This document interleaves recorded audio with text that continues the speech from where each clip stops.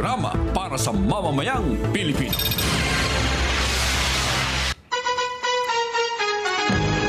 Araw po ngayon ng Friday. Masayang Friday sa inyong lahat. Masayang Friday, Nazon. Masayang Friday, Jen, at sa lahat ng ating mga kababayan, lalong-lalo na yung mga nasa ibayong dagat. Anumang oras po kayo nanonood at anuman po ang lagay ng panahon dyan, lagi po kayong welcome dito sa Saganang Mamamayan. At syempre po, gaya ng inyong inaasahan sapagkat Friday, Senator Rodante Marcoleta. Sen, masayang Biyernes po sa inyo. Masayang Biyernes po sa ating lahat. Marami pa bang nanonood sa atin sa mga taga-ibang bansa, Jen? Ay, naku, laksa-laksa po, Sen. Apaw. Kasi iba'y nabalitaan ko, parang ayaw na raw yata tayong panoorin.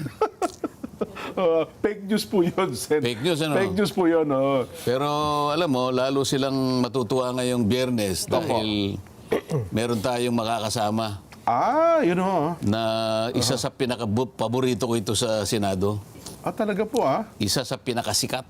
O maaaring siyang pinakasikat, ha? Oo. Alam nyo, Sen, Maya-maya lang konti, tsaka natin siya alam nyo, Sen, ako, bihira ko kayong marinig na magbigay ng ganyang papuri sa kasamahan nyo, ha? alam nyo naman ako, pagka ako nagsalita, puro totoo ang sinasabi Ay, ko. oo nga po, oo nga po. Pag sinabi ko na sikat, sikat talaga ito. Pinanotaryo niyo yan, Sen, ha? Hindi na panunutaryo. Alam ko, kailangan ko inotaryo yan. Ang pinanutaryo yung para gawin pang public yung record. Eh. Ito record ng publiko ito. Eh. Isa lang po ang narinig kong pinakapaborito nyo, Fernando po Jr. Pero Ay, ngayon pa palang, meron pa palang iba. Bata pa ako noon. At saka totoo naman yan na pagka pelikula, hari ng pelikulang Pilipino yun. Opo. Kung kinakailangan makipag-away ako, Ginagawa makauna lang ako dun sa... Oo. Oho. Pero mamaya, malalaman niyo po kung sino yung isa pang paborito ni Sen. Ano ha? Nako. Anyway, una, Sen, kamusta po muna kayo?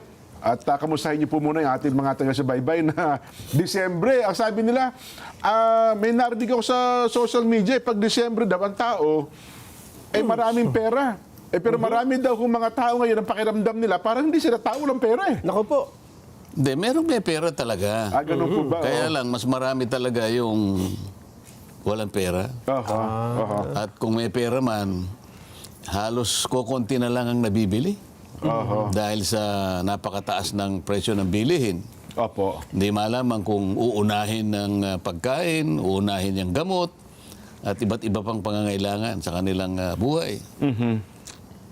Pero huwag yung malungkot ang pag-usapan natin, Biyernes ngayon eh.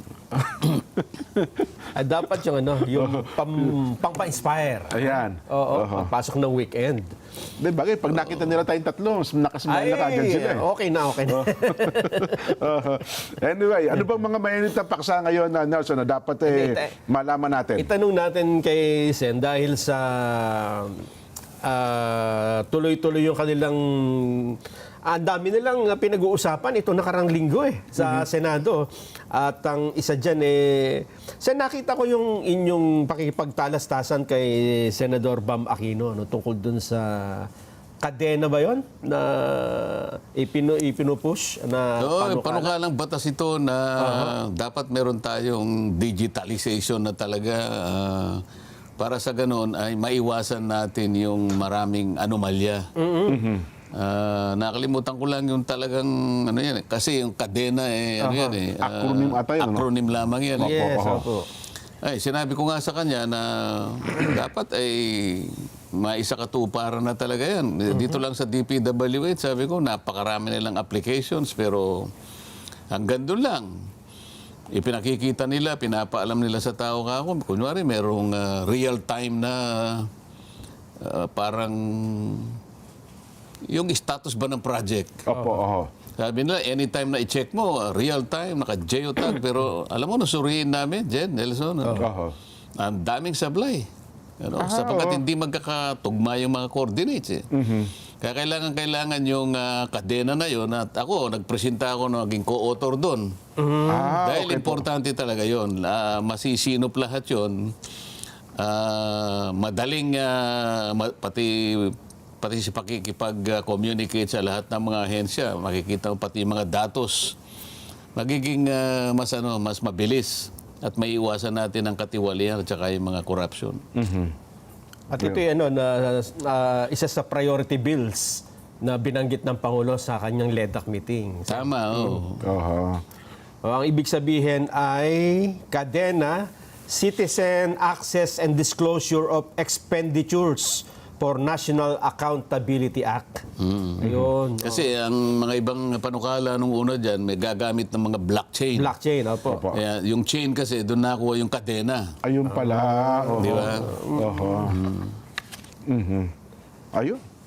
So, sana may push, ano? Mukhang wala namang, dun sa discussion niyo, mukhang wala namang tumututol na Wala nang kumontra, kaya nga, yun, nakapasa na ng second reading. At yan, palagay ko, mga ilang panahon na lang, may sasabatas natin yun. Ayun.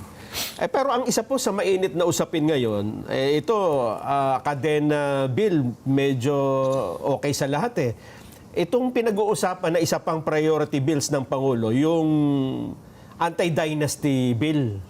Sen, meron na bang counterpart sa Senate? Mamaya, pagka dumating na yung sinasabi ko sa yung Panauhin natin. panauhin natin, sapagkat mas gusto niyang i-discuss yan. Ayun, opo. Sige. Baka ma-preempt lang natin, ano, ha? At doon natin marinig, ano. Yun na lang, ano, natuloy, mayroon palang, ano, Senate Blue Ribbon hearing no isang araw. Oo. Pero parang naiba na po, Sen. Kayo po bilang miyembro ng Blue Ribbon, natapos na ba muna yung, ano, yung flood control issue? Hindi pa. Ang problema, sa aking palagay lang naman, Opo. mukhang hindi na malaman kung saan itutuloy eh. Paano ibig sabihin po? Aba, saan ba nila... Tinapos. Paano ba nila tatapusin yun? Alam mo, ako tinapos ko na eh. Sa akin lang, ha? Kahapon kasi mayroong isang forum dyan sa Quezon City. Okay. Kung tawagin nila ay iCare, no? I care. Interdisciplinary Conference Opo. on Accountability, Reform, and Engagement. Okay. iCare, ano?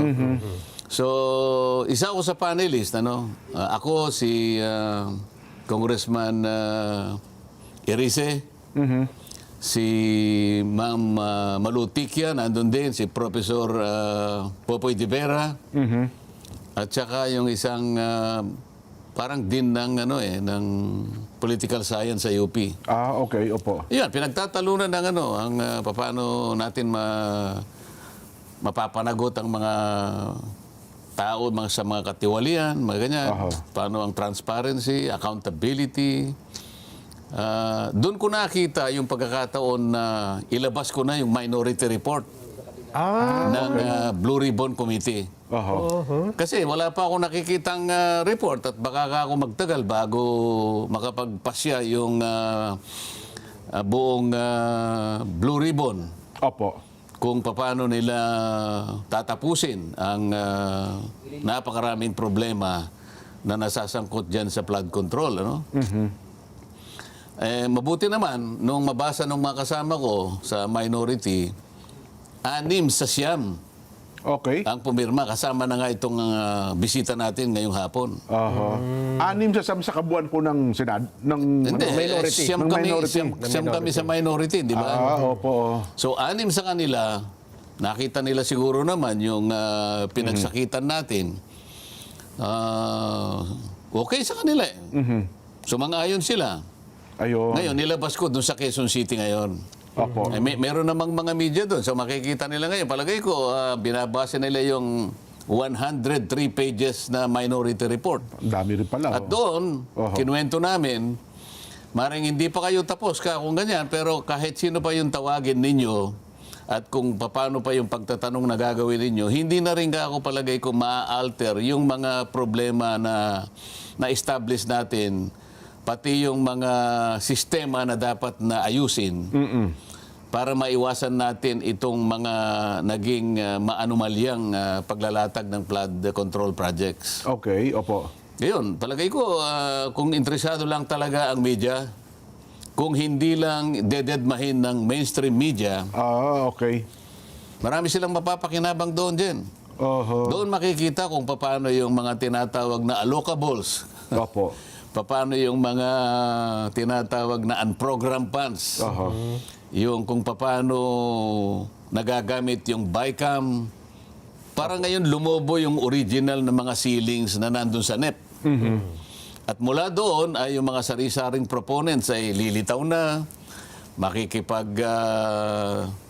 usap na kung kani-kanino sa mga opisyalis ng DPWH, parang yung mga project ay kanilang matukoy, mapag-usapan kung paano nila gagawin ng mga projects na nauwi nga sa karumal-dumal na paglustay ng napakaraming pera ng ating bansa. Aha. Kasi dun sa isa sa nabanggit nyo dati, maugat natin at masolusyonan ang problema.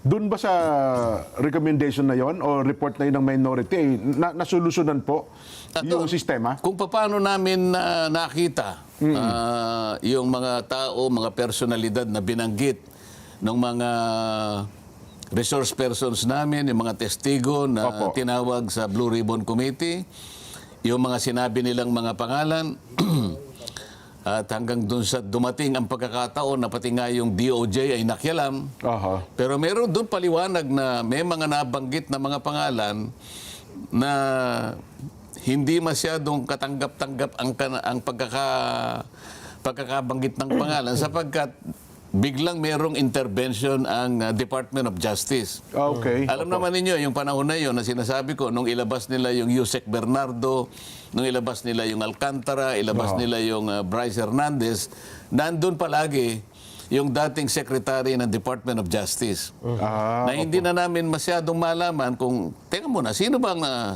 nag-iimbestiga rito? Yung Blue Ribbon Committee o yung Department of Justice? Bakit bigla niyang aalisin yung ibang Dadalhin sa tinatanong DOJ, namin, dadalhin niya sa NBI, pagbalik niya, meron na kagad mga affidavit. Mga supplemental affidavit. Ay ngayon naman, yung chairman naman ng Blue Ribbon Committee, hindi naman kumikibo na parang akala mo, adjunct siya ng Blue Ribbon. Kapag tinatanong mo naman, doon nagkakaroon kami ng pag-aaway. At pagkatapos nun, makikipag-coordinate pa siya sa ICI. Teka muna nga ako.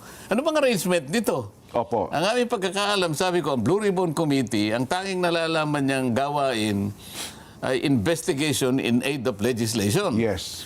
Wala sinasabi rito ka kung isasama yung investigasyon ng pulis o investigasyon ng NBI.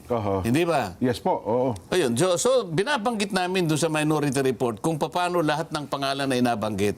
At sang-ayon doon sa pagkakadinig namin doon sa mga tumestigo, ay nalagay ang mga pangalan doon na maaring maiugnay sa anumang mga nakita naming mga offenses, mga criminal offenses, nakatalatag din doon. Ayun. At ano-ano yung mga panukalang batas na naisip namin na po pwedeng iinak ng Senado. Opo. Para sa ganun ay hindi maulit ang mga ganung pangyayari. Ayun. So, kasi pero ang ibig ko sabihin, kung sa part ito ng minority group, pwede ba itong i-adapt ba ito? Iba pa report ng majority? Nasa majority yun. Kung halimbawa, kukopyahin niya yun lang bahagi nun, o kaya maaaring sabihin niya, hindi ka panipaniwala yan. Ito yung paniwalaan nyo. Bahala ang taong bayan ngayon na magdesisyon. Kasi mababasa niya eh. Doon sa pagkakalatag, alin ang mas dapat na halimbawa paniwalaan ng taong bayan? Yung minority report o yung majority report na gagawin nila? Kung magagawa pa nila. Ayun. At kung kailan nila matatapos. Dahil, paano nilang tatapusin? Napakarami ng pangyayari. Magmula nung ito'y matigil at pagkatapos buksan uli at tinigil uli. Kahapon, iba na yung pinag-usapan. Yung BIR Sabi mo nga kanina, napansin mo, umiba ng direksyon. Tuluyan na po talagang nag-iba. Pero dun po sa mga rekomendasyon, para hindi na maulit yung nangyari dun sa pagkasamantala ng pondo, may mababanggit ba kayo, Sen? Nangailan, meron kaming i-amend dapat yung Republic Act 3019. Na? Kasi may nakita kami ron. Yung tungkol dun sa, kasi doon, yung meron sila sa, dapat alisin na yung good faith doon, ano? Pagkatapos, yung sa charter ng ombudsman, meron kaming sinasabi na dapat ay ayusin. Pati yung batas tungkol sa Philippine Contractors Accreditation Board. At meron pang dapat na registry ng mga heavy equipment. Yung mga gagamitin. At tapos sabi namin, tanggalin na yung opisina kung tawagin ay River Basin yung sa DNR, na nando sa DNR na wala namang gamit. Opo. Pagkatapos meron pa kaming False Claim Act na merong writ of quitam ang nakalagay doon. Ibig sabihin kahit na yung private sector ay pwedeng magdemanda. Okay. Kapag ka yung DOJ ay hindi gumalaw sa loob ng let's say 1 month. Opo. Nagkukumplain halimbawa yung isang private sector o isang pribadong individual. Ayaw gumalaw ang DOJ. Sa batas na yon, kapag yon ay nagawa natin, pwedeng sila na magdemanda. Okay. Halos 14 yun eh. Yung rekomendasyon. panukalang batas na naiisip namin, nandun lahat doon sa minority report na yun. Pero meron din po bang rekomendasyon ng mga kakasuhan? Meron, nakalagay din doon. Meron din. Possible naman na pwedeng ito ay makasuhan. Nakalatag din ano-ano yung kaso na po pwedeng kaharapin itong mga ito. Pati yung personalidad na maaaring makasuhan sang-ayon doon sa pagkakaturo ng mga nandoon. Ayun. Pero hindi namin natukoy talaga kung sino talaga yung mga mastermind. Kasi hindi nga. Hindi pa tapos. Opo. Kasi nga, nung dumating si Saldico, hindi naman makauwi. Opo. So ito ang layo nito, maitama lang yung sistema, Sen. Hanggang doon lang naman ang Blue Ribbon. tama, Kasi ang Blue Ribbon in aid of legislation. Di ba? Makagawa kami ng panukalang batas na makatutulong para sa ganun, yung naimbestiga na mga ganong klaseng mga maanomalyang mga projects, maiwasan at hindi na maulit. Ayun. So, dito ba, kasi gagawin pa itong batas, mahaba pang proseso. Meron ba itong kailangan na executive order na lang, utos na lang ng Pangulo ang pwedeng gawin siguro at hindi na daan sa batas, Sen, para mas mabilis lang na may tama yung sistema? Doon sa pag-abolish ng River Basin Control Office, pwede na siguro yun. Okay, opo. Dahil talagang wala namang ginagawa. Ang gawain noon, dapat i-connect niya, i-integrate niya yung 18 river basin ng ating bansa buong para sa Pilipinas. ganun maging effective yung paglalatag mo ng flood control. Naglatag ka ng flood control, wala namang connection, hindi magkaka-connect. Paano dadaloy talaga yung... Diba? Pag nasunod po itong mga rekomendasyon, Sen, hindi na mauulit yung ghost flood control projects? Sa totoo lang, kung yung mga gawain sana ng DPWH sa pamagitan ng kanilang mga department order, isipin mo na lang, doon lamang sa quality assurance unit nila. Binasa ko yung mga, kung hindi ako nagkakamali, merong 6 na department orders na kapag sinunod lang nila, hindi magkakaroon ng ghost project. Kasi yung kalidad, merong tumututok, may nagmo-monitor. Maliban pa doon, yung kanilang mga monitoring system. Kaso nga, sinasabi nila kasi, real time Ang totoo hindi, namamanipula. Kaya sabi namin, ito yung gagawin. Kasama na nga yung kadena, nandun na yun. Ayun pala, at least masusolusyon na. Kasi mulat sa pulse, pinag-uusapan natin, nagsimula tayo doon sa Napoles Scam at kung ano-ano, naulit, palaki ng palaki. So ngayon, kung may tatama itong sistema, sa susunod, hindi na mangyayari ulit itong ganitong kalaki ng iskandalo. Dapat hindi na. Isipin mo si Napoles. Kailan ba yun? 2012 ba yung Napoles? Parang gano'n 10 billion lang yun Naku, suklam na suklam ang tao ng mga panahon na yun, Sen. Suklam na suklam talaga Talagang nasusuka na yung tao ron pagkatapos, 2025, ganito yung nangyari. Di ba? Naging amateur si Napoles Barya pala yung nakuha ni Napoles. Mamaya pag-usapan pa natin mamaya pagka dumating na yung sinasabi ko sa iyo. Ngayon po, teka lang, sasali ba kayo sa BICAM? Kasi si Jinggoy ata, wala Tapos Senador Bato de la Rosa, baka hindi rin nakatin. nandun din, pero wala din Nasa listahan lang. Pinapalitan ba, Sen, pag may hindi makakadalo? Depende sa minority leader namin kasi pag nag-usap-usap kung sino yung mapili niya na pupunta ron, kung okay lang naman siyang pumunta o may makakasama siya. Mamaya, tawagan natin yung ating bisita kung siya naman palagay ko kasama siya doon Ganun ho ba? Kasi meron akong napuna doon sa Nelson Sa listahan. Doon sa listahan. Pero sa part naman ng camera. Di ba? Sino ba Nabasa ko rin yun eh. Oo, nandun yung mga... Parang 12 yata Opo, sila. 12. Sabi ko, meron akong 2 doon na nakita. Dapat kasi kako noong 2025, andun din sila na nangyari itong anong ito. Di ba? yung chairman ng kanilang minority doon, si Nonoy Libanon, tahimik na tahimik ata sa usapin ngayon. Dapat kako, well anyway, Nelson, sige, baka meron ka pa dyan. Hindi, yung isa yata kinasuhan kanina eh. Sino? Sa ombudsman. Si Kong Momo. Romeo Momo. Hindi ko alam kung makaka-apekto yun dun sa kanyang role as member ng BICAM. Nako. Pero sabi ho pala, Sen, meron na raw malalaking isda na ipapahuli. Sabi nyo kasi noong nakaraan, sap-sap at saka dilis lang po yung nakita nun yung kinakasuhan. Baka malaking isda yung mahuli, baka bilasan eh. Kasi nagtatagal eh, di ba? Nako, ganun ho ba? Gusto ko yung mahuli mo, yung talagang sariwang-sariwa. Sariwang-sariwa na talagang malaki. malalaking isda. Yan naman eh, di ba? Kamukha nung nagpunta ako ng Lawag. Opo. Binisita natin yung mga ibang mga project na dapat nating makita ron.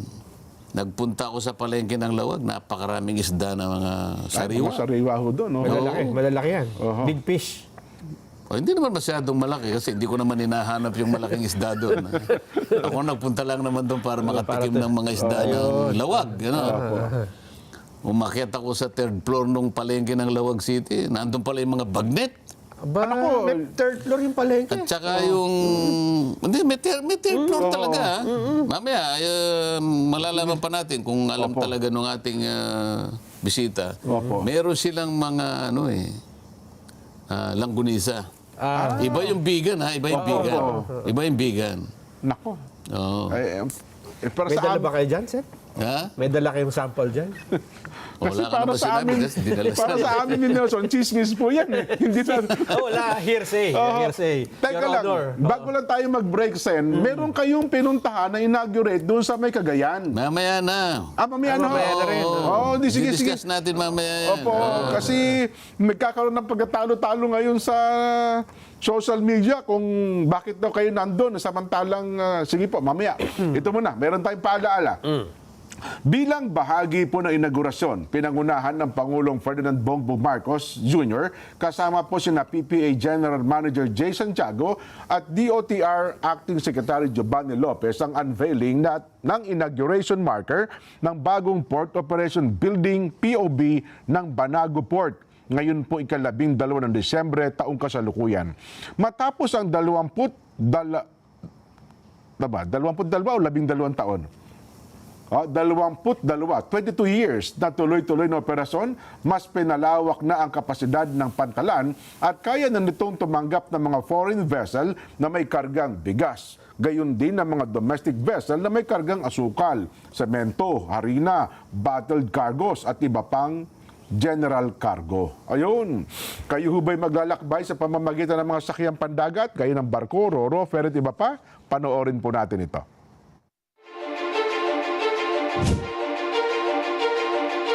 The Philippine Ports Authority, or PPA, is the nation's premier maritime agency, steering the course of progress through the archipelago's vital ports and harbors. PPA is among the strongest economic performers in Southeast Asia, according to Drury Maritime Research. This translates into bigger figures for the economy, creating a ripple effect in all sectors. PPA's mission is to provide modern, sustainable, and resilient port infrastructure and facilities to provide responsive, reliable, and efficient port services, and to promote a regulatory framework that is transparent, fair, and relevant to the needs of all stakeholders. To keep pace with the global trends and improve operational efficiency. The PPA has implemented various technological upgrades. Mas maganda lang pong bumiyahe ngayon sa ating mga pantalan dahil nakita naman po natin mas madali na, mas convenient para sa lahat. Lahat po ito ay bahagi ng ating pagsasaayos ng ating mga pantalan para na rin po sa matagal ng hinahangad o nire-request ng mga pasahero natin na gawing mas maganda at mas kaaya-aya po yung mga pantalan natin, lalong-lalo na po yung mga terminal para po sa lahat. Legasiya po nating lahat ito na tayo ay makakaalala so many years from now na tayo po ay naging bahagi ng pagpapaunlad po dito sa pantalan. The Philippine Ports Authority stands resolute. Its mandate, vision, mission, and transformative projects, setting the course for a maritime future that resonates on a global scale. Philippine Ports Authority, linking the Philippine Islands to the world.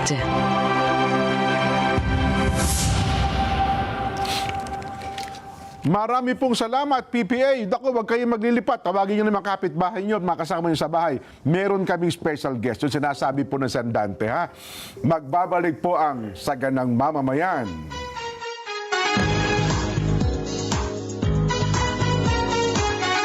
This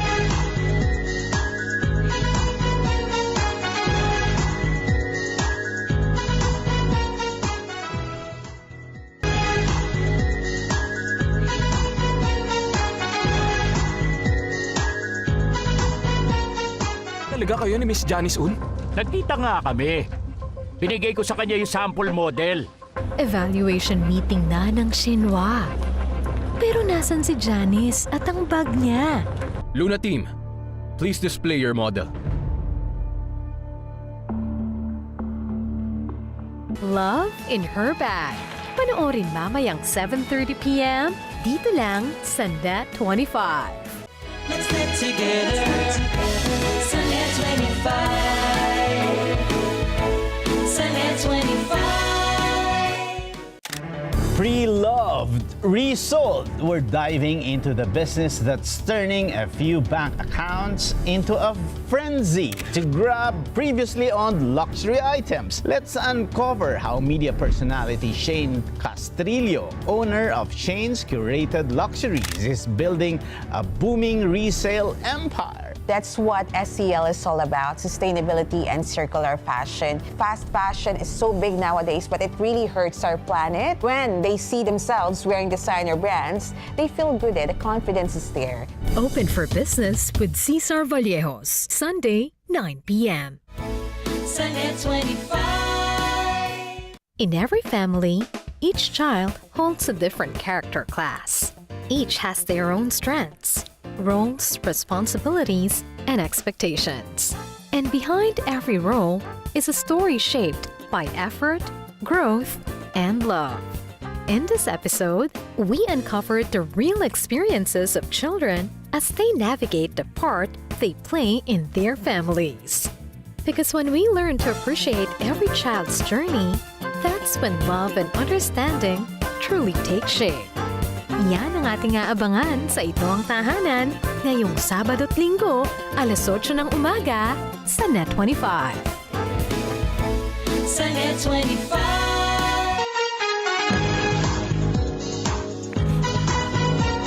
Ayun, nandito na po, Sen.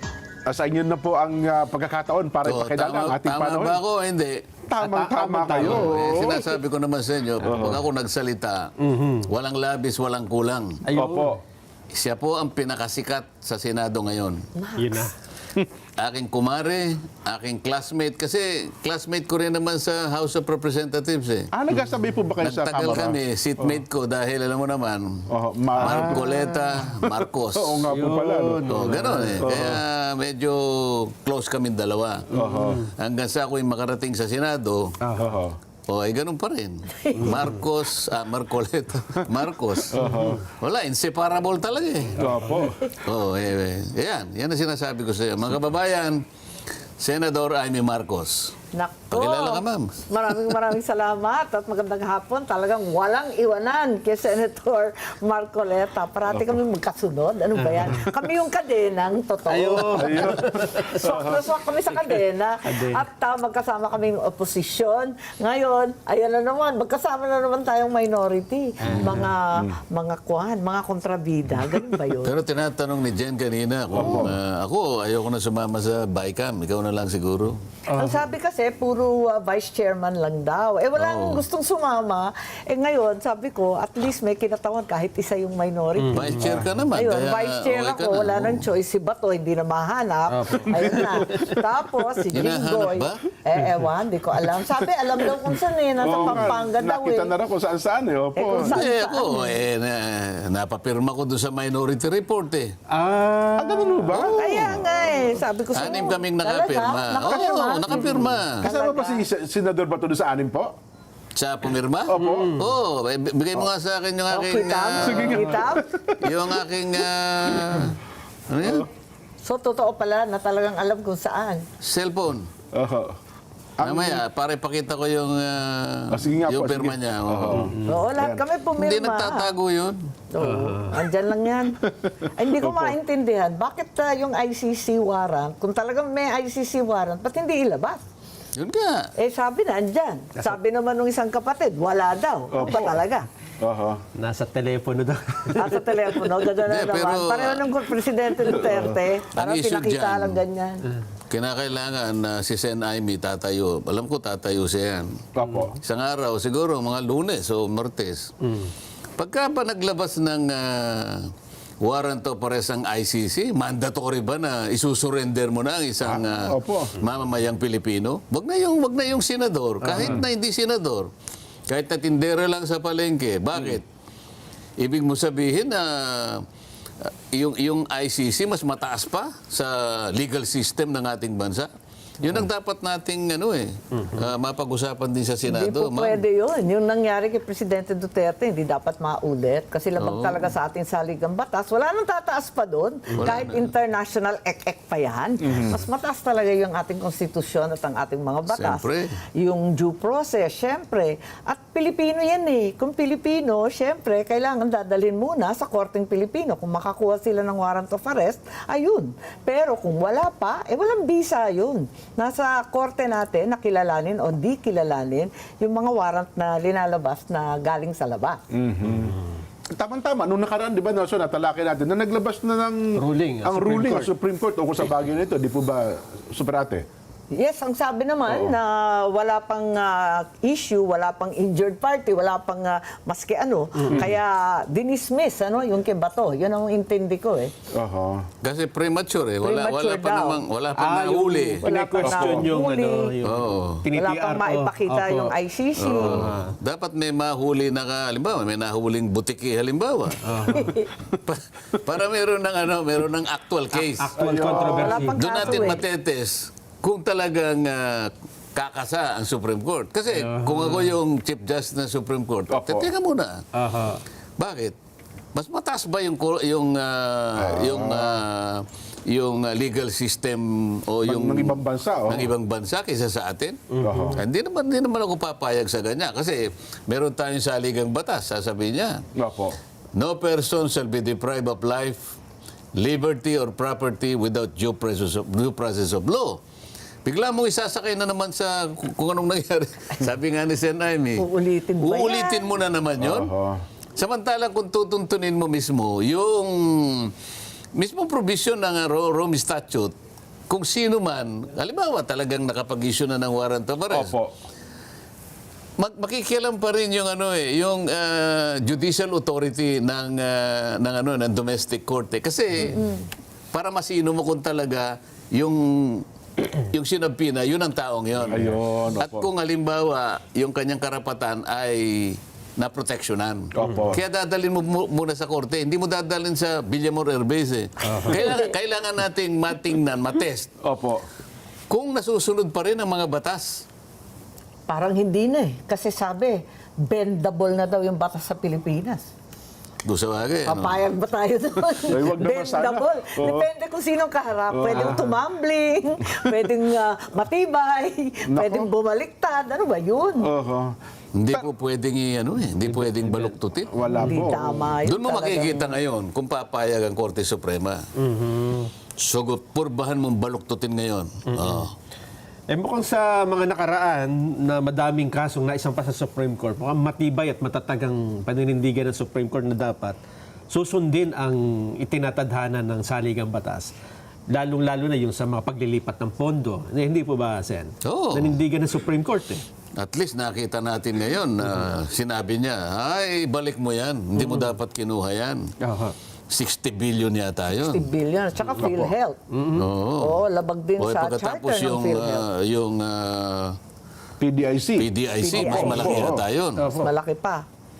At saka yung may iba pala mga ahensya ng gobyerno, Sen, na kinunan din, pwede daw pala nilang gamitin yung naging desisyon tungkol doon sa PhilHealth issue na para bawiin din po pala yung kanilang mga pondo. Yun din ang sinasabi ng mga GOCC at yung mga GFI na pare-pareho naman ang sitwasyon nila. May sarili silang charter, hiwalay sila, kumbaga korporasyon sila. Hindi sila directly under the mandate of the department. So hindi sila pwedeng pakialaman ng basta at huhugutin lang kung may pera kung saan-saan. Hindi naman po pwede yun. Pero ang sumunod na tanong ngayon, bakit sa halip na sa uli, kukunin sa GAA? Kaya nga Pwede ho ba yun, Super Ate? Palagay ko, hindi po pwede yun, di ba? Isusoli yun, manggagaling sa National Treasury, isusukli mo. Siyempre, hinugot mo eh. Kaya ngayon, nangangamba rin yung Maharlika Fund. Kasi yung pera nun, wala naman tayong bagong revenue. Ika nga, walang bagong windfall. Di ba? Dapat ganun eh. Hinugot din yan sa Land Bank at DBP. May narinig akong mga bankero ang sabi, paano yun, isusoli rin ba ng Maharlika? Di wala na pera yung Maharlika, nalo ako na. Lumalaki sunog eh. Laki nga ng problema nun. Kasi kung kukunin natin at papasok sa GAA, di parang ang dating nun, na double whammy mo yung tao, di ba? 2 beses mo kinunan eh. Kasi kung... Parang ang mangyayari, kakalimutan na yon. Oo nga. Kukunin na lamang yung pangbayad doon sa GAA. Mali yun. Mali yun. Yun. Naitanong ko nga yung tungkol sa Maharlika na yan eh. Opo. Tinanong ko, sapagkat 2 taon na nakararaan, saan mo ininvest? Kumita na ba? Walang report eh. Ano po kasi... Ang sabi kumita daw. Pero, nung kinocompute namin, kumita doon sa interest ng pera na kinuha doon sa Land Bank sa DBP. Yun lang yun. Pero wala pang investment po. Hindi pa ito eh. Kung doon niya kinita lamang, kung doon niya lamang kinita, lugi pa rin. Bakit ka mo? Magkano yung sweldo nung CEO ng mga... Yes pa, lalaki ng sweldo naman ngayon. Yung CEO, 2 milyon isang buwan. Isipin nyo. 24 years at 24 years. 2 years na eh. 24 months na po. 24 million na yung sweldo pa lang niya. Sweldo pa lang yan. Paano pa yung ibang mga empleyado doon? At kung balikan natin yung mandato ng Land Bank, hindi ba para sa farmers yun, sa agrikultura, sa pag-develop ng lupa? Fund yun eh. Yun ang tinatanong ko. Yung isa naman, development fund, saan ba nag-develop? Nag-develop ng malaking sweldo, aray ko po. Yun. Ay, nako. Nabanggit niyo, Super Ate, yung lumalaking sunog. Hindi ba itong 4 na priority bills ay pamatay sunog?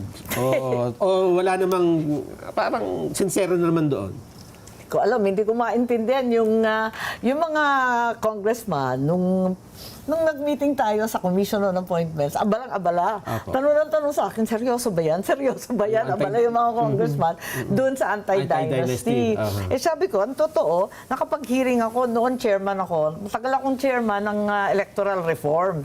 Nag-hearing kami dyan sa anti-dynasty. Ang totoo, hindi yan ang first time na magkakaroon tayo ng anti-dynasty provision. Kung maalala ninyo, sa SK, sa Sangguniang Kabataan, meron ng provision na hindi pwedeng kamag-anak, hindi pwedeng anak, hindi pwedeng yung asawa or apo, at kinakailangan pamangkin, di ba, third or fourth consanguinity or affinity doon sa SK law.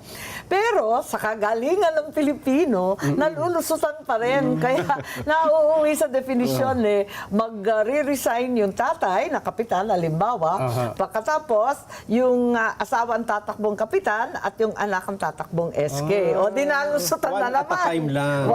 Ayun, so pareho silang hindi incumbent. Lusot na naman yun.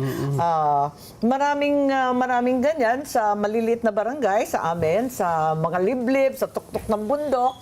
Wala namang kamag-anak, walang hindi kamag-anak sa mga barangay na mga 500, 600 lang katao, lahat sila magpipinsan. So hindi naman mabuo yung barangay, yung sinasabing konseho ng SK. Hindi mabuo kasi lahat naman sila magkakamag-anak. Tama. So marami talagang problema yung Dynasty Bill, kahit gustong-gusto natin maisatupad, ang realidad, ilan ba yung dynasty? 67% daw ng Kongreso, tama ba? 72 yata. Mas malala. Pagkatapos, Sa Senado yata, mas mataas. Marami, sa Senado, 4 ang magkakapatid. Opo. So, yun. 4 po, di ba? 4 na 4. pare. Opo. Bilyar at... At Villar, Cayetano, Tulfo, at saka Estrada. Oh, there we go. Ayun. Ako hindi ako naniniwalang may Makakalusot papasayan. kaya sa Kongreso? Sa Hindi ako Parlamento? naniniwala kasi isa ako sa mga naunang mga members ng House of Representatives na nag-file ng anti-dynasty bill. Anti-dynasty. Kung hindi ako nagkakamali, 14 Congress Naipile o 15 Congress. Alam mo, ang sa frustrations, Anyari? hindi na agenda sa Hindi committee. yata na kalendaryo, di ba? Isipin mo yung kailangan lang makalendaryo man lang, mapag-usapan man lang. Tama. Wala. Alam po ninyo, nung kinalendaryo ko, ang daming nagalit sa akin. Oo, yan. Walang yata nag-hearing. Ganun Dalawang po ba? beses ako nag-hearing. Yung ikalawang hearing, wala nang sumipot.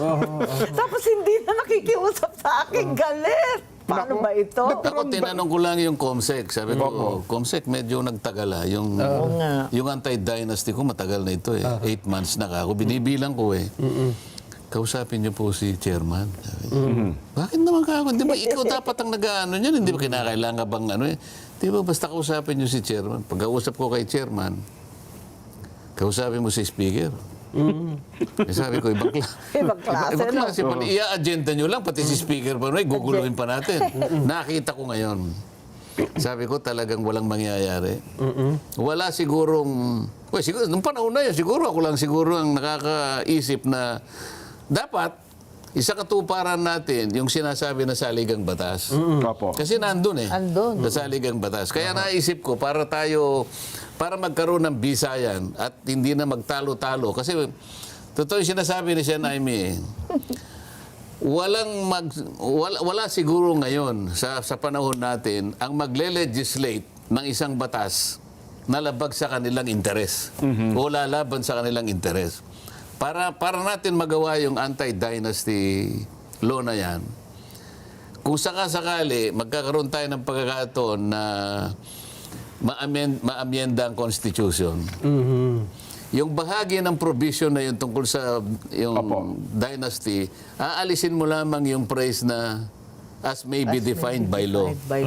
Ibig sabihin, halimbawa nakalagay to prohibit political dynasty. Ang nakalagay kasi ngayon, as may be defined by law. Pag tinanggal mo yung as may be defined by law, period na yun. Ang magiging epekto ng provision na yun, self-executory siya. Hindi ka na mangangailangan ng isang enabling law para sa ganon ay matupad mo yung constitutional order na yun. Tatanggalin mo lang. As may, kasi pag sinabi mo as may be defined by law, gagawa ka talaga ng batas. Kaya mangangailangan ka talagang mag-file ng anti-dynasty bill. Aba, ilan ang kalaban mo riyan? 70% dito ang kalaban mo. 62% doon sa baba. Walang mangyayari dyan. Pero, Sen. Aimee... Talagang problematic Dalawang hearing nga lang galit na sa akin Hindi na ako kinikibo. Ngayon po, mismong speaker Opo, at saka ang Pangulo, mismo daw nagsusulong nito. Seryoso daw po majority floor leader Opo. Kakayanin ba? What do you think? Sinong nagsusulong? Speaker Faustino D. Speaker Boji din po. Majority At saka si Sandro. Naniniwala ka naman. Seryoso? Serious ba? Ang problema alam mo, kasi... ako po nagsusulong. Opo. Pagtalikod. Kunwari lang yun, Ang mahirap kasi ngayon dahil kasalanan rin ng media, kasalanan ninyo Opo. Showmanship na lang Hindi, kami po naniniwala. Performative legislation, nalo ako na. At least napila. O bahala na. Kayo na. Sabi nga ni Mang Dante. At ganun din yung yung magde-define ng party list po, di ba? Ayun. Sa Party List Reform Act. Nag-hearing din ako dyan. Sa awa ng Diyos, ako lang nagtsatsaga. Sa dalawang hearing, yung unang hearing, may dumating pa, nagpadala yung mga party list ng ilang abogado nila. Meron silang mga kinatawan. Yung ikalawa, naku, talagang nagwelga na. Hindi na sumipat, maski isa. Pambira talaga. Kaya, ewan ko ba, paano ba? Pero bilang isa po sa Sen Dante, doon sa part ng party list, ano bang mga dapat itama doon sa batas natin may kinalaman sa party list? Ang isa sa dapat itama dyan, Opo. kapag wala siyang malinaw na sektor na re-representahan, huwag mo papayagan. Ang problema po kasi dahil sa kaso ng Korte Suprema, kahit non-member ka doon sa Marginal Sector Association na yun, lusot, pasok ka. Kaya, ewan ko, yun ang nangyayari.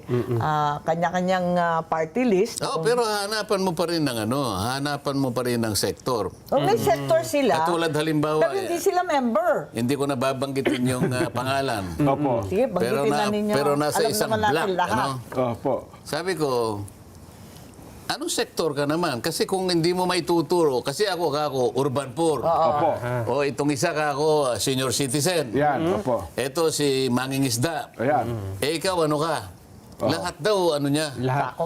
Edi ang laki ng advantage mo pagkabutuhan ako, ang boboto lang sa akin halimbawa, Urban yung poor. kumikilala sa urban poor na Yes po. tagapagtanggol. Ito naman ang boboto lang sa kanya, senior citizen. Ito mangingisda, ito farmer. Opo. Ikaw anong mo?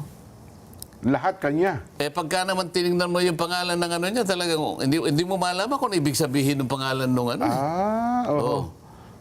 halimbawa, sinabi mo, Akba. Hindi ko nababanggitin Ayan na, talaga naman. Itago natin sa pangalan na. Akba. Kayo talaga. Ano ba talaga ang sektor mo? Hindi, kanya lahat Sakop lang. Pwede ba yung lahat sakop mo? Walang sinasabing ganon. Ang mismong saligang batas nagsabi, labor, kanya, urban poor. Sinasabi. Marginal sectors dapat marginalized nga Dalawang operative boards ang kailangan, sabi niya. Underrepresented, marginalized. Opo. Kayo, marginalized ka ba? Underrepresented ka ba? Lahat Underrepresented daw po yung kontratista. Kukunti lang siguro kayo sa bilang, pero iba yung nyo. Marginalized daw Ang ibig ko sabihin, paano mo i-represent ang kabuuan ng sektor? Doon lang mali Napakalawak. Mamili ka ng isa. Pero matinik na sila ngayon. Bilihan na ng sektor. Ayan, identified sa sektor. Kaso, hindi naman membro. Talagang hindi member, pero, aywan, nalakad kasi yata pumayag yung Korte Suprema Yung Korte doon. Suprema naman kasi sabi niya, hindi naman kasi kinakailangang mahirap yan para siya ang kumatawan sa mahihirap. Yes po. Kasi dating mahirap yan, nag-graduate na lang sa kahirap. Yumaman naman na niya. Di ba?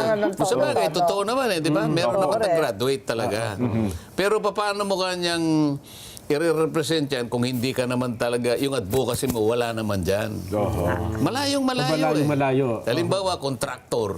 Ayan, opo. Ang nirepresent niya, construction workers.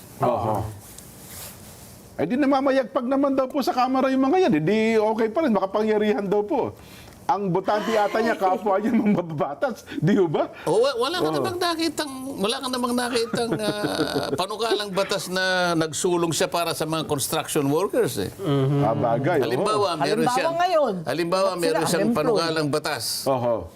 Lahat kanya ng construction workers, bigyan lahat ng mga basic tools. Martilyo, lagare, accident insurance.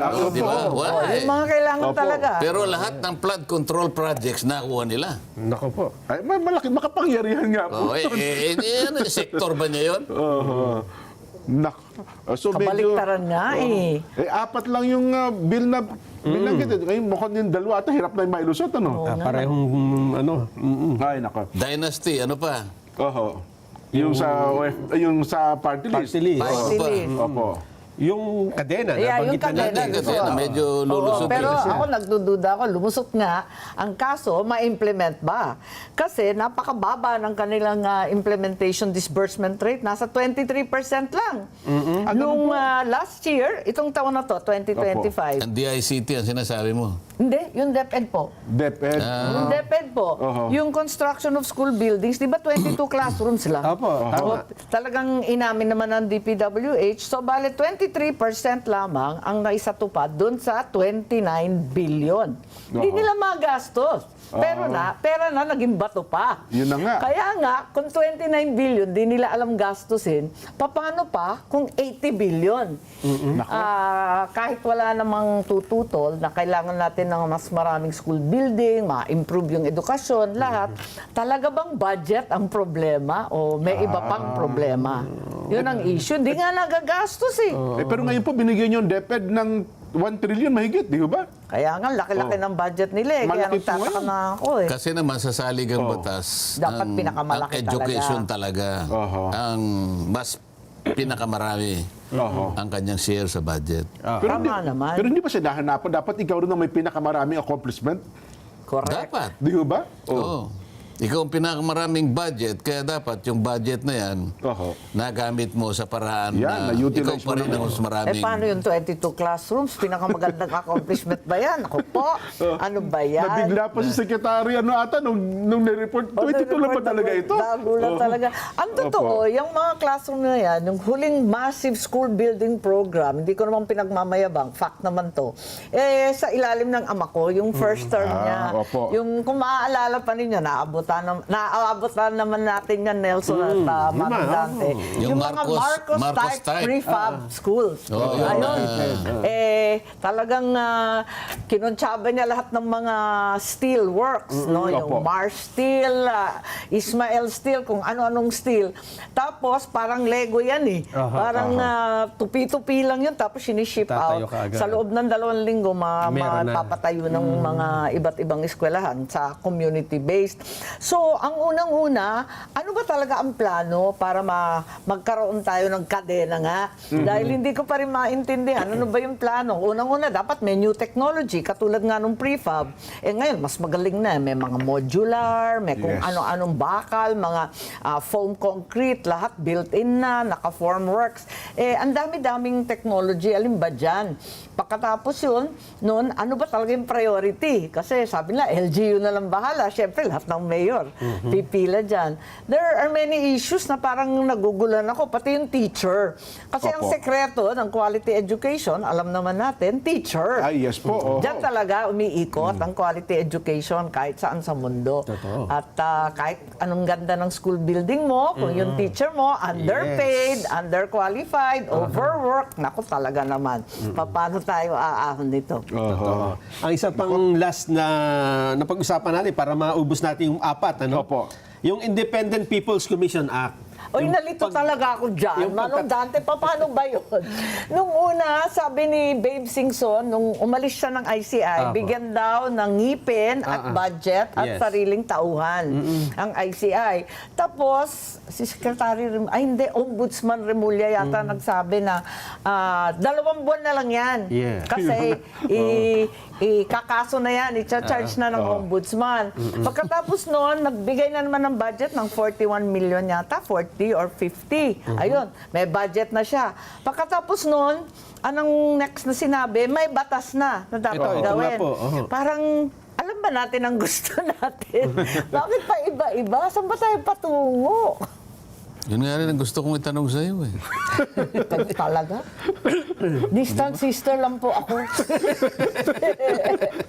Tayo talaga. Kasi alam mo, dikit-dikit talaga yung Hirong-hiro problema. na ako. Dikit-dikit talaga. Katulad nung binabanggit niya kanina, yung sa education.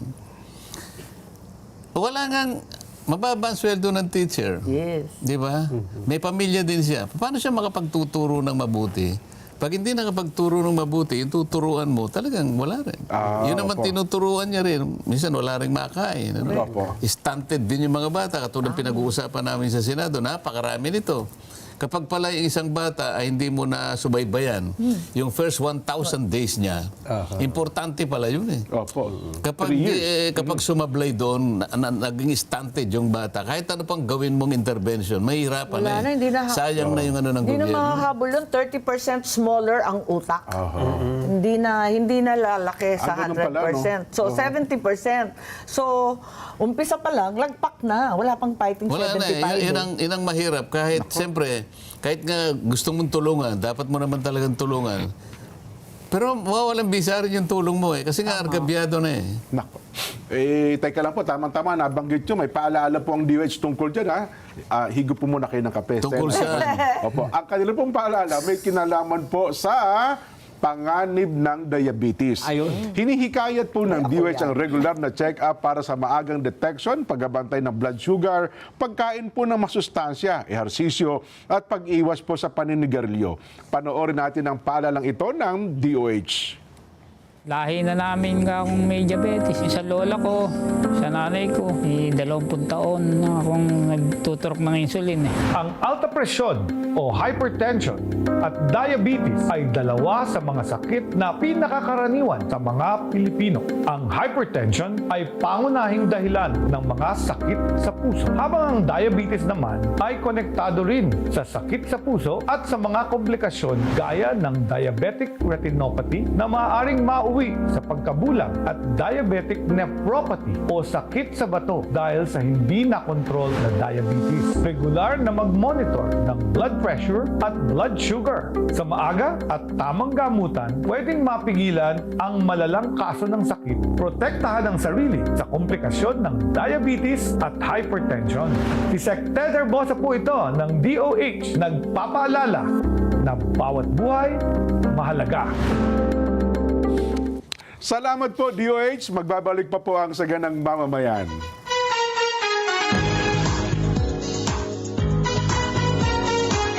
This portion is brought to you by Pure Gold. Sa Pure Gold,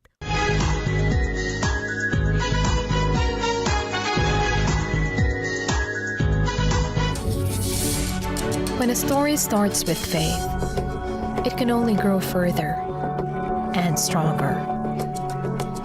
As time passes by, we learn about your story. In an institution of exceptional healthcare, with genuine Christian compassion, we care about you. With a safe, secured, and sanitized environment, accompanied by a team of trusted healthcare professionals, we're built this way to serve you better. By providing affordable health services to general population, we want what's best for you. Because at New Era General Hospital, everyone matters.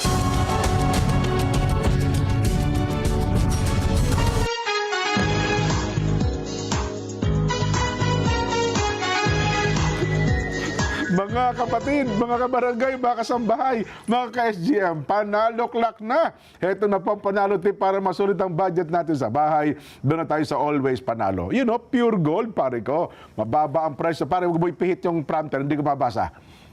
Mababa ang presyo, very convenient sa dami ng stores, nationwide at laging kumpleto. At siyempre, meron pong Pure Gold mobile app. Doon yun sa mga ayaw lumabas, pwede ko kayo mag-order, magpa-deliver via Pure Gold Mobile. Download yun na, Pure Gold Mobile. At inihahandog naman sa atin ng G-Top Medicinal Products. Meron po silang premium vitamin C, non-acidic form, vitamin C at powerful combination ng guava at ng guyabano.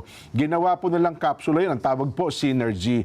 Pwede kayo magbensay sa pamamagitan po ng QR code o kaya po namin mag-text sa kanilang cellphone number 0960-513-4789 at 0908-167-1919. At gamit po naman ang inyong mga remote control, i-scan po Net25 sa TV menu at pagkatapos ma-scan, piliin po ang Net25 HD mula sa listahan ng mga channels. Let's net together na sa panonood po ng mga programa, lalong-lalo na po ng Saganang Mamamayan. At ito pa mga ka-SGM, Panahon na po para maghanda sa mas komportableng pagtulog bago matapos ang taon. Meron pong special year-end sale ang Salem na hindi ho dapat palampasin. Panoorin po natin. Welcome to New Year in cozy comfort. Salem's Caravan Sale events are extended until December 28, so you still have time to grab deals up to 80% off on Salem bed products. Visit their showroom and warehouse sale events in Lingunan, Valenzuela City and their Caravan Sale location at the Guadalupe Commercial Complex in Makati City. For more information, visit their website or official social media pages today. Ayon, salamat po, Salem Bed. At ngayon pong Friday, guest natin ang super ate, Senadora Amy Marcos. Sa namin puntahan nga natin, teka lang pala, doon sa BICAM, napagkasunduan na po ba kung talagang live stream? O, kasi parang ayaw po yata ng counterpart doon sa camera, i-live may stream. umaangal, ewan ko kung bakit. Kasi doon sa mismo BICAM, alam naman ninyo, picture taking lang yun. Ba't sila tatakot doon? Pachika lang yun. Mga kasunduan nasa likod. Ewan. Pero mukhang tuloy na daw yung live stream, 2 o'clock tomorrow sa PICC. Ewan ko kung gano'ng kadaming tao, ba't PICC? 2,500. Dati ba parang sa isang hotel lang dito sa Ayan nga, hindi ko alam, hindi ko maintindihan. Tapos, 2 o'clock daw, kaso hanggang ngayon, wala pa kaming matrix ng disagreeing provisions. 1,000 yung pahina nun. Yung binigay sa amin sa Senate version pa lamang, nasa 1,600 pages. DPWH pala. Wow, grabe. Kaya nga, ewan ko, ano bang gagawin namin bukas? Baka picture taking na ulit. Aray ko. Pero may deadline no? December 24, 23 ata. 22 daw. 22. Ay nako, sabi ko, paano yan? Extend ng schedule namin dahil sabi, bibigay daw ng December 20, samantalang last day natin, December 17 po, no? Hindi, pero nung nag-caucus tayo, sinasabi ni Senate President, baka yung December 22, yun ang ratification. Ano ba yun? Yung parang may, ano yun? Pre-enrolled bill and ratification at the same time. 22 sipin mo 22, sipin mo Pero ano Tsaka wala nang tulugan yun, magkisabado tsaka linggo. Sinabi niya, kaya okay lang. Sabi ko, ikaw na lang. Kaya pala ayaw nyo na sumama, Sen. Hindi naman ako vice chair eh. Ganun po. Pero anong assurance natin? Nakikisuyo na lang ako kay Bongo na sumama kahit paano. Tapos at least may backup dancer ako kahit paano. Ganun ba? Ang hirap ng ganun Paano Pero ang gusto ko po malaman, anong assurance natin na hindi na mauulit yung nangyari? Yung dati, na nagkaroon po ng skandalo. Paano nga magkakaroon ng assurance? Ito nga sinasabi niya, bukas 2 o'clock na ang umpisa, wala pa yung kopya na hinihingi niya. Wala pa akong kopya. Kung 2,000 yun, halimbawa, DPWH lang. Yung pa naman ang dapat na tingnan mabuti, yung DPWH paano niya titingnan lahat yun? Oo nga, no? Tsaka isa ata sa may pinakamaraming amendments po, kayo Sandante, di ba? Hindi naman, kukunti naman yung sa akin. Although, piling-pili naman talaga. Opo.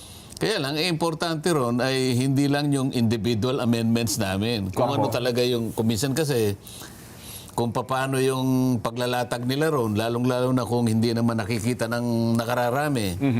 Kaya mas mabuti kung naka-live stream halimbawa at mayroong papayagan na nakatingin kahit na medyo malayo. Ewan kung paano nila gagawin yun. Pero paano dati, ina-assume po ninyo, may debate. Kasi yung dati, ang BICAM, wala naman debate. Hindi, nakaka-attend na rin ako ng BICAM kaya ayoko na rin eh. Nakakatamad Kakain Nandun lang kami. Picture taking, tas kakain. Sa totoo lang naman Opo. In fairness, sabi nga nila, masarap talaga yung mga pagkain. Nandun daw po talaga masasarap Kaya lang, na hindi pagkain na maintindihan ang bulungan ng bulungan yung chairman ng Appropriations Committee at saka yung... Speaker. Hindi, yung panahon namin, yung si Kuan sa Senate, si Senator Loren Legarda ang finance chairman.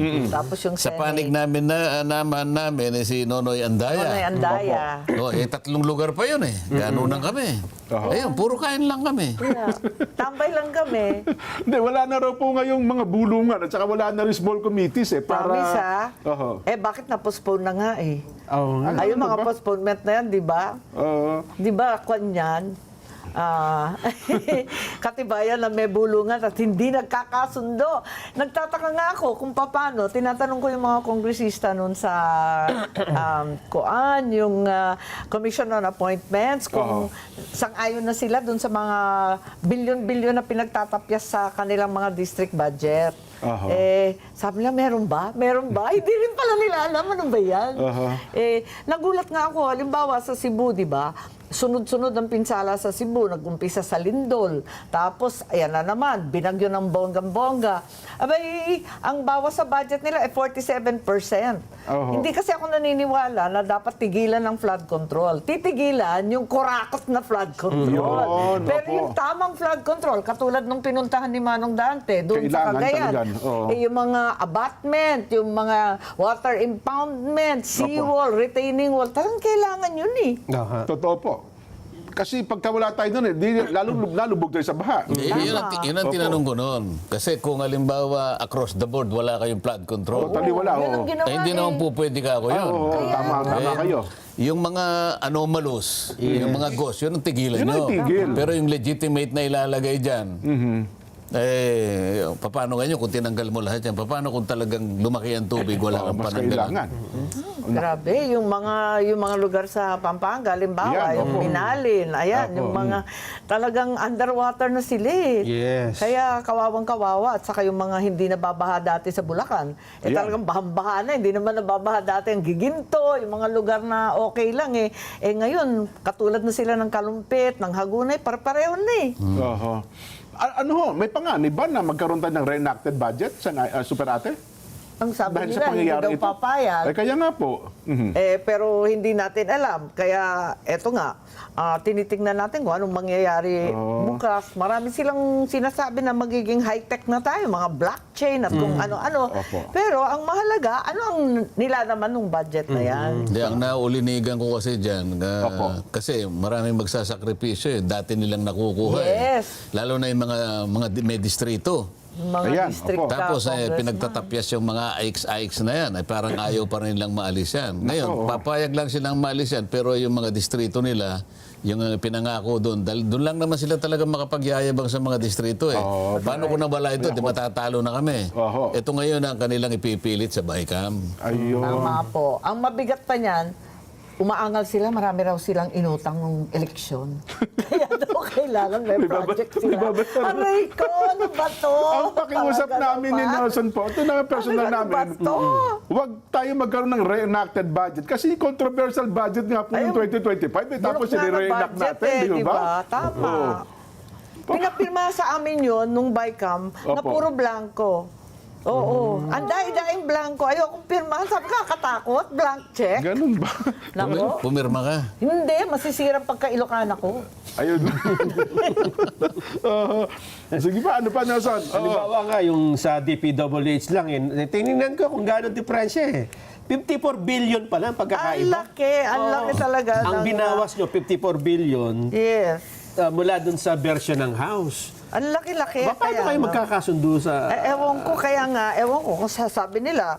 Sabi ko nga, sang-ayon ba talaga sila dyan o hindi? Are you sure na pumayag na yung mga kongresista? Kasi aangal talaga yan.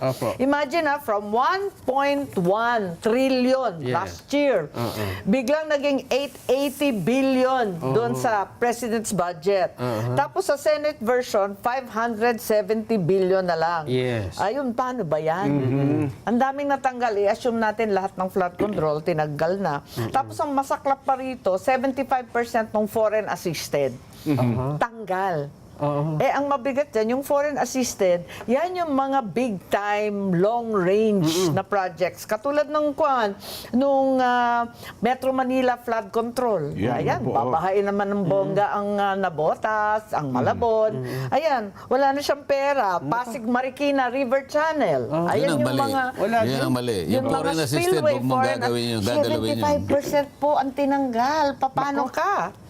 Tapos yung mga island bridges ng Panay, yung Bataan Cavite na Metrolink na inaasam-asam, tanggal na rin.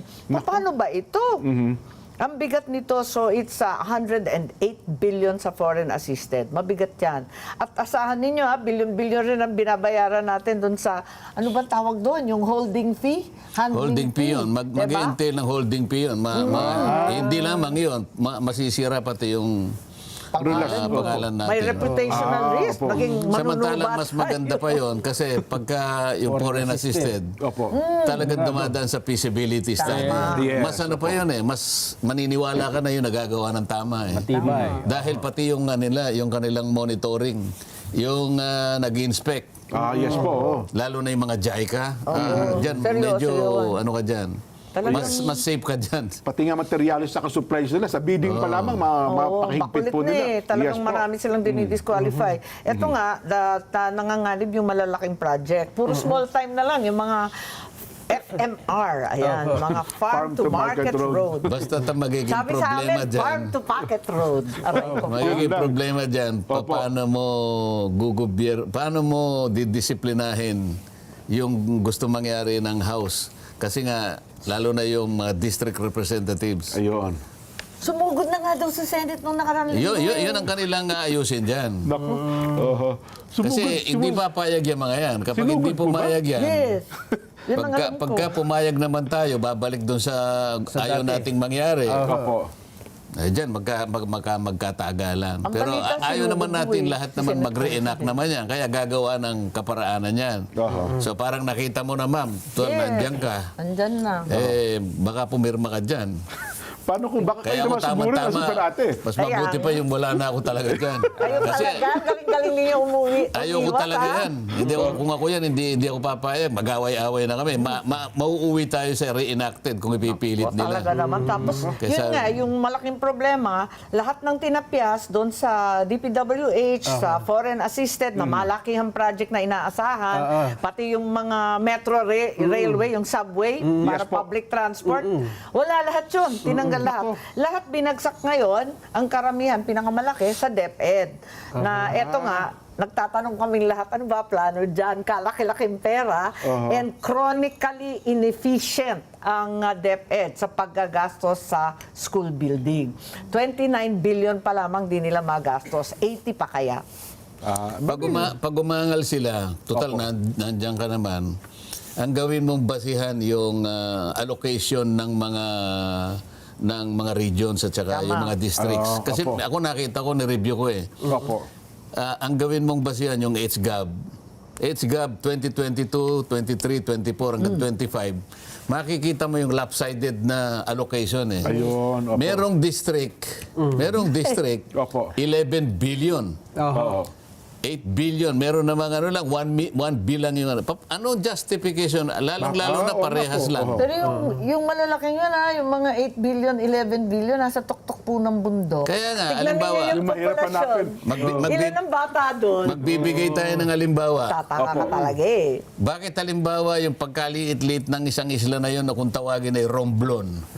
Bakit pagkalaki-laki? Yung Region 4D. Ikumpara mo sa isang ano na hindi gano'n. Kaya makikita mo na may ano dito talaga eh. May salamangka Wala dito daw po kasing reklamador sa Romblon. Kaya nga, kung halimbawa, aayusin lang talaga, i-reallocate lang yan. Huwag kayo mag-ano, kung gusto ninyo, pag-hati-hatiin nyo, pero hindi ganong kalalaki. Ang bigat eh. At saka yung Metro Manila, isipin nyo, nagsisiksikan yung mga bata. Nakaka 3 shifts ang mga bagets. 2 oras na lang yata nag-aaral. Ano ba yun? Bagay, ang DepEd Secretary naman natin, kasamahan niyo po sa Senado Yes dati. po. Mukhang okay naman ata ang performance niya ngayon, yung sapagkat bago lang si Secretary Sani Angara, di po ba?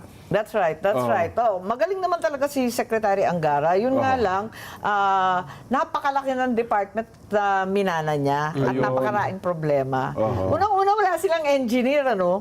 Yun na nga yung problema nila, umaasa sila sa DPWH. Pagkat wala naman silang capability o technical capacity na mag-engineer, mag-design, mag-building, mag-audit, di naman nila strength yun eh, puro teacher. Pero hinihiling na, di ba, sila na ang magpa-implement at huwag ng DPWH po? Nung kanila mga ang projects. sinasabi, magsasabay daw sila ng LGU. Yes po. Ang kinatatakutan natin dyan, kung sa LGU, baka iba ng mga materyales. Siyempre, kasi wala ring makuha. For example, yun nga, yung mga island provinces, kami sa tuktok ng Cordillera. Ang hirap-hirap maghagilap ng maayos na GI sheets. Naku, tingnan mo yan. Lahat ng binibenta, puro substandard.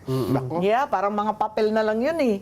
Kaya eto nga, hindi mo maintindihan. Samantalang, yung building code natin, matagal ko nang sinasabi, nasa 250 kilometers per hour yung hangin. Naging pangkaraniwan na yun sa Ilocos. Yung hangin na ganun. Yung hangin na ganun, normal na lang.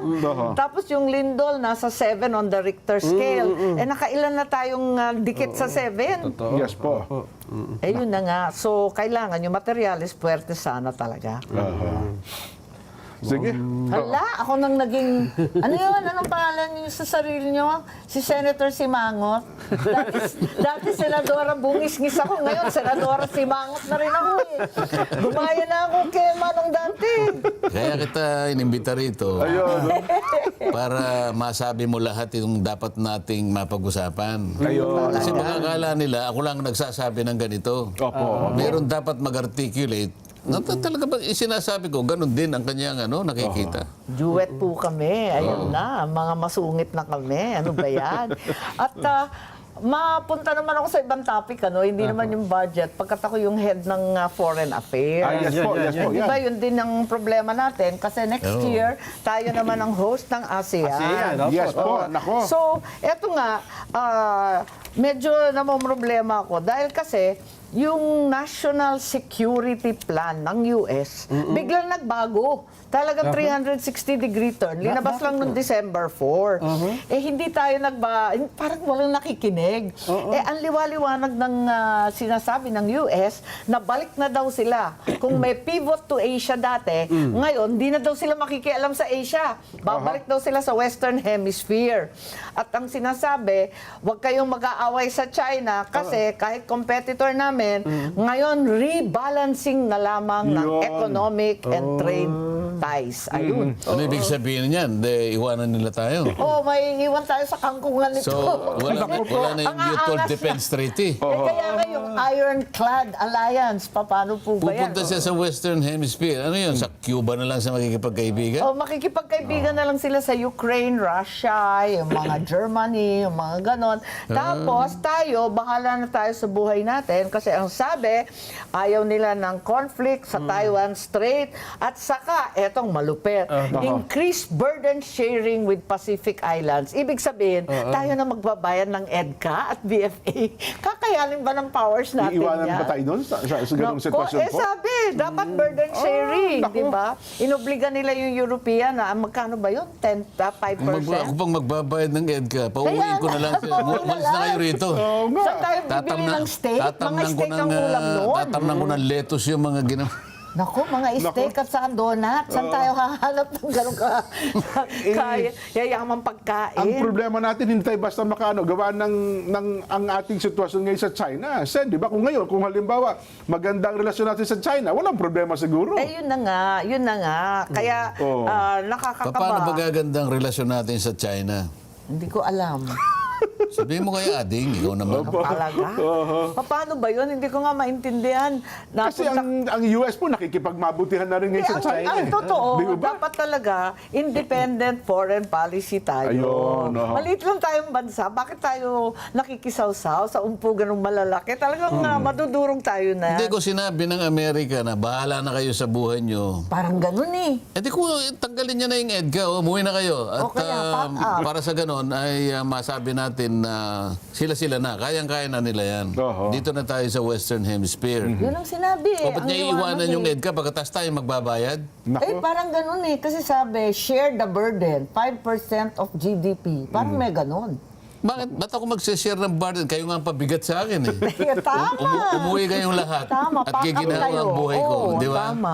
So ano pong epekto niyan by next year doon sa ating Ayun nga, nagtataka ito? ako kasi wala naman akong naririnig na pumansin December 4 to linabas. Tapos ako, nagulanta talaga. Sabi ko, naku, paano to na iwan tayo sa ere nito? Paano kaya? Tapos eto nga, yung Amerika, di ba, yung Venezuela na ang tinututukan. Ayan, puro Cuba na, ayan, nandiyan na sila. Canada inaaway, Mexico, ayun. Paano na tayo dito? Parang hindi na nila papansinin at ang sinasabi tungkol sa China, competitor, pero rebalancing. Yes. Rebalancing na. Ibig sabihin, balance na, wala nang away. Hindi na away. Kaibigan na rin eh. Isinubo tayo eh. Yun ang Paano ba masakit po. to? Tapos wala silang imik tungkol sa Taiwan. Di ba dati, ang ingay-ingay, tapos ang salita pa ng ating mga namumuno, kapag daw nagkaputukan sa Taiwan, wala tayong choice, madadamay tayo sa gera ng Taiwan. Ba't tayo madadamay? Yung Amerika, walang pake. Paano ba to? Palagay ko, advantage para sa atin yung ginawa nila na yan. Opo. Bakit Para po, sa akin lang, ha? Ako, for me. Hindi, para sa isang bansang katulad natin, mas maganda yung tayo nagsasarili talaga. Masyado tayong mabait sa kanila eh. Pinakinggan natin sila dahil sila ay mga kaibigan naman natin. Pero ngayong iniwanan na tayo, ganun na nangyari sa Singapore, baka akala mo. Yun na nga po. Ang Singapore, nung iwanan siya ng Federation of Malaya, tinanggal siya, nag-iiyak si Lee Kuan Yew nun eh. Isip-isipin nung patutubig ng iniinom ng Singapore ang gagaling sa Malaysia. Pagkatapos bigla kang ititiwalag doon sa kanilang federation. Pero tumindig si Lee Kuan Yew. Sabi niya, huwag kayong mag-alala. Tatayo tayo sa sariling paa. Galing nga. Nakita mo naman ang nangyari. Galing. Talagang tumayo sa sariling paa. Malay mo, itong nangyari sa atin na to. Baka naman. Panahon na, di ba? Yung self-reliant defense posture, yung SRDP, dapat tumayo talaga tayo. At least yung self-defense, self-reliant, isipin nyo, second hand ng mga machine gun, ini-import pa natin sa Korea. Samantalang, may mga factory dito sa ating bansa, dito sa Marikina, na gumagawa naman ng first class, ine-export pa sa ibang bansa. Ano bang klase yan? Hindi mo maintindihan. At saka si Lee Kuan Yew daw po, Sen, natuto sa tatay ni Senadora Amy. Panipunta niya rito. Nung time na yun, na independent. Kaya po siguro gano'n na naging paninindigan niya. Kasi nung time na yun, yung ASEAN, nagmula yan sa Seattle, na parang alyansa na itinatak ng mga Amerikano kontra sa Vietnam at sa komunista nung time ng Cold War. Tapos, si Lee Kuan Yew at yung ama ko, sila yung pasimuno ng independent, non-aligned ASEAN. Kaya pala. Yun. Kaya, sana balikan natin yung independent non-aligned. Ba't tayo makikisangkot sa mga gera ng iba? Parang wala tayong problema rito eh. Katuwa. At yun nga, next year tayo yung ASEAN host. Yung mga kapitbahay natin, nagtatampo sa atin. Nagagalit kasi bakit daw dadalhin ang gera ng Amerika at China kung sakali, dito pa gagawin ang frontline. Why are they bringing the war to our backyard? Ang sabi ng mga kapitbahay natin. Kaya medyo malamig ang reception sa atin doon sa ASEAN, sa KL. Tapos next year, outlier na naman tayo, hindi maganda. Tapos may nagsasabi pa, ang APEC, yung Asia Pacific, mas malaking grupo yon. Yung Asia Pacific, next year, ang host China. Yung China parang nakasimangot din sa Pilipinas yun eh. Paano yun eh, hindi na tayo welcome sa Barangay Asia. Kaya pala pati yung isang online news, bumanat na rin ngayon, ano? Nabalitaan ba? Pero wag na, sa ibang araw natin pag-usapan. Nako, wala na ho tayong oras. Yung mga pagbati, pasensya na kayo, ha? Pasensya na po kayo. Wala muna tayo kasi baka magkasamaan pa ng loob. Ang dami po mga greetings. Marami. Napakarami po. At yung mga nakatutok sa atin